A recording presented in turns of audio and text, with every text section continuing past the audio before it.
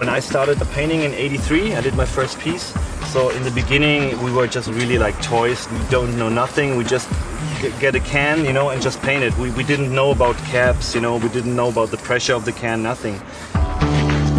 Over the years, you develop things, you hear things, you know, we heard, yeah, you can change the caps, you know, if you change the cap, you can do thin lines, you know, you have another cap, you can fill big parts of the wall. So this was a long process till we figured out which can is good, which cap is good. And nowadays, these cans are like specially made for graffiti artists.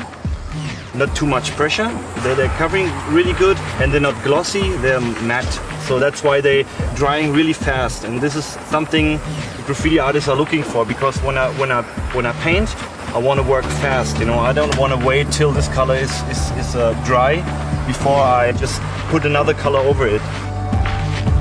I put first the dark color, and then I go with the lighter brown, I go over it and I cut it. So that's why it's really sharp here. These are special caps we use, like we call them skinny caps. So with the skinny caps you can do really skinny outlines.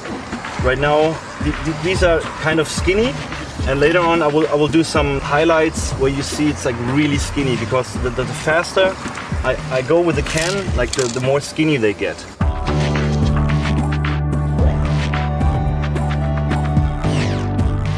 Usually I use two. I have these black ones, which are skinny caps, and I use the fat caps for the big spaces to fill.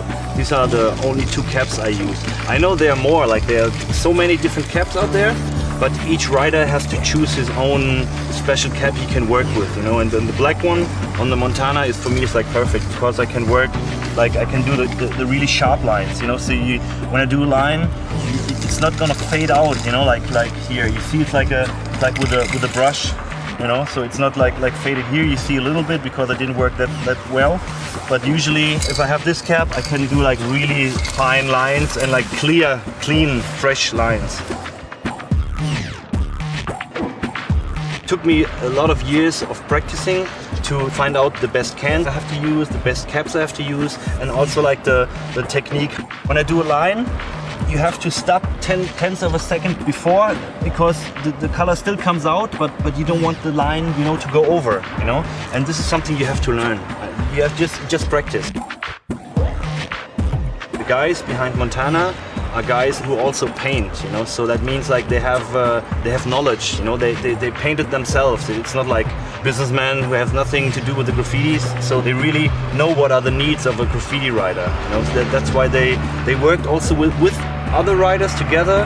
They ask us like, which color can we produce, you know, which color don't we have? So maybe they ask us, what colors do you need? Like a special light beige for me, for the characters, or a special brown, you know. So we work together in that way. And of course they really developed that they make it better for the needs of the graffiti writer.